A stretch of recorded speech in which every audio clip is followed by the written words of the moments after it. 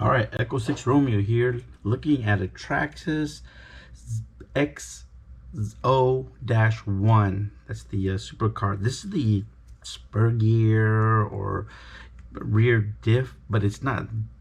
Some people call it center diff, but it's towards the rear anyways. But anyways, this is the control gear that goes straight to your motor. And well, I had a bad wreck, and you'll probably see it on one of the videos I post. And during the rebuild process, I mean, the chassis, the metal chassis was bent, and the bar on top, and a lot of other parts, and we'll get into that. But in the midst of it all, I actually broke the shaft to the gear. So here's a little quick tutorial on what I'm doing here to rebuild the shaft. So I have part number 6466 as far as what's called the input shaft. And the funny thing about this shaft is you cannot buy a complete spur for that car, and you have to rebuild it. So it's hard to find these things. It took me a while to finally get my hands on one, but I finally did, and thank you very much for sending it out. But here it goes. So it looks like that there's 6 screws altogether, from what I understand. There's of course your bearing here. I will just pull right out, and we'll set it to the side. I might just replace it, but it's a sealed bearing, so it's good. There's a magnetic pickup, which I took off the car anyway, so I don't even need that, but I'll leave it in there for balance anyways. And then there's 3 primary and 3 secondary sets of screws. This is a 46 tooth pinion, and it is plastic for now. I am trying to exceed 100 miles an hour. I think I went up to 86.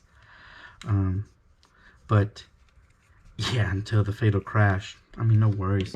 Like I have my Milwaukee with the same bit size on it, so we'll expedite at least taking out the screws here.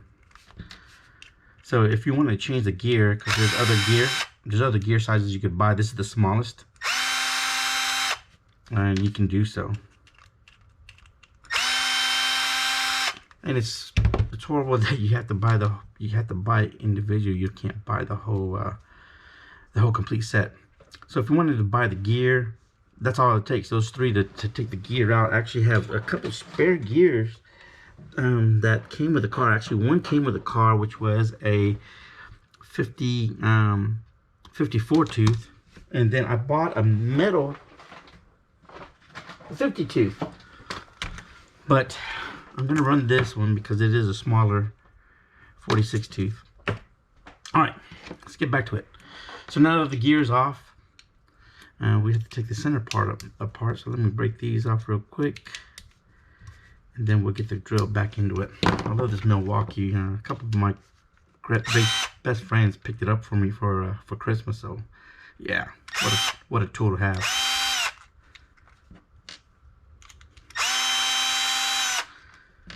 So am I a pro at this? No, by no means am I a professional. Have I been doing this for like 2 years only? Yeah.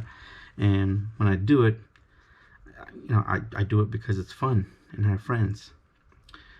So here it comes apart. Okay, so there's the rear cap of it. That rear cap part number is 6464. And then we have what's called I don't even know what it's called, but another part of 6465, which comprises of the center rubber and apparently a placeholder, and also the pin. And here's the other cap, and that's it.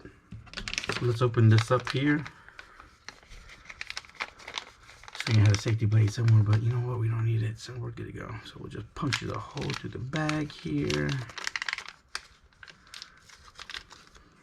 All right, there's an orientation, so I'll take it out this way and it should go back the same way. I mean, it looks the same. Nope. So this part is longer, which is going to go towards the bearing side, and this part's going to go to the front. Okay, so we'll put this in here, just like so. Put the pin, hold it sideways so the pin doesn't slip out on you until you grasp it. Bam. We'll shoot this in here. So this is all the play it gives you. And then you put your rubber grommet in here, so that way, instead of slamming into it, there's the little rubber pieces there to help. We'll get this thing back on here, match it up. All right, and we use the black ones and for these. Once again, if I didn't mention, it is a 2mm that I'm using, and we want to get this thing snugged in there. I don't want to put Loctite or anything like that, because I'll probably end up taking it apart again, rebuilding, and they didn't have Loctite in it from the factory, so it all holds together really well apparently. So the bad thing about all this, it doesn't tell you anything about torque specs. I'm in the automotive field, so I love torque specs on everything I do in the automotive car, but this one is, everything's basically nice and snug.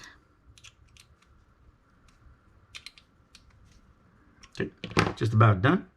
Then we'll put the gear back on. So it has the teeth right here that you can match up, and of course the cutouts here.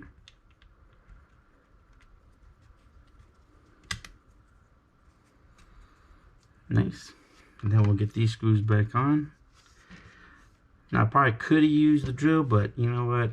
I'm good. I'd rather do it by hand, because this is like one of the major important parts. And this Milwaukee M12, man, what a great tool. Absolutely great. It's got the 1/4" key on top, so all the 1/4" drive socket bits can fit in there. Either your Phillips or what I have are these, and they slip into that Milwaukee really right nice.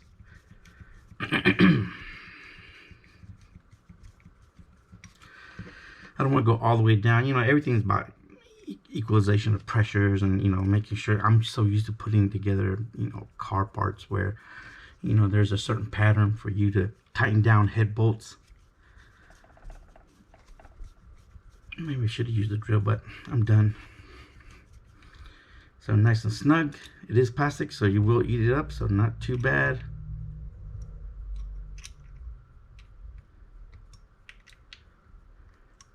Then the bearing goes back on.